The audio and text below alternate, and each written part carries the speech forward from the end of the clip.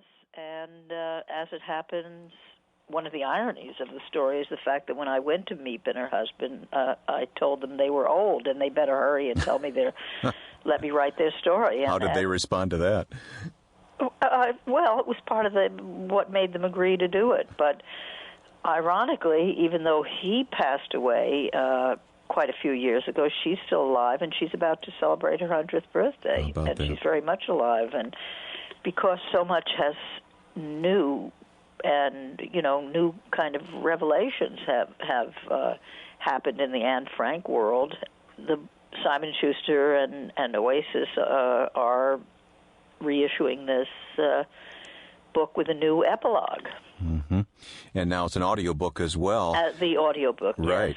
Yes. Which will include the new epilogue that really kind of brings up to date many of the things that have happened recently, and also celebrates Miep's 100th birthday and lets her tell us what it's like to be a 100-year-old who's outlived everyone. And that's remarkable. It really is. She's wonderful. We're speaking about Miep Gies. That's the American pronunciation of her Dutch name. I know there's a Dutch twist to that, but no, that's good enough. Yeah, tell me about this woman and her husband and her family as you got connected with her and began to hear this story of how they harbored the Frank family and those associated with the Frank family.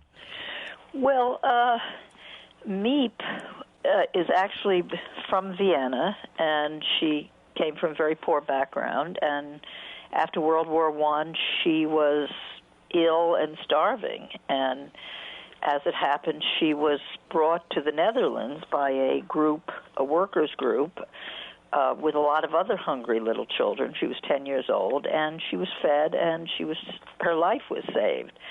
And most of these other little children went back to Vienna, but Miep loved Holland and ended up staying there and becoming almost more Dutch. In 1933, as it happened when Hitler came to power in Germany, Miep, who was a young girl, a young office worker, got a job with a German refugee named Otto Frank. He had a little factory that had a kind of kit for housewives that made jam. And she was hired to be a kind of talk to housewives on the phone who screwed up the recipes. And Otto Frank had just come to Holland from Germany because Hitler had come to power in Germany, and because Otto Frank was Jewish and his young family was too, he decided to get out of Germany, and he thought Holland would be a safe place because in the previous war, Holland had been a neutral country.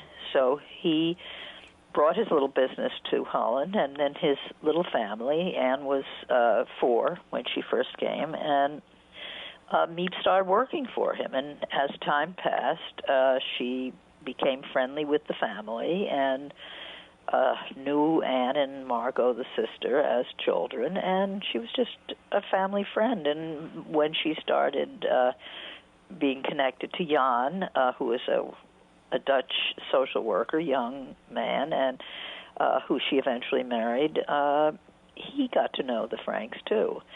And then in 1940, to everyone's shock, when Nazi Germany attacked Holland, the Franks were trapped in Holland, and within a year or two, the Germans had occupied Holland and started to really put a noose around the necks of Jewish people and other people who didn't agree with his policies, and among them were the Franks. And at that point, it was almost impossible to get out of the country, so Mr. Frank made a plan to take his family and go and live in some storage rooms in back of his business. And he asked several friends who were Christians who were connected to the business to help the family while they were in hiding, and among them was his employee and friend, Miep. And so in July of 1942, the Franks disappeared from Amsterdam into these 4 little rooms with another family, and for 25 months, Miep and several others, among them her husband, brought food.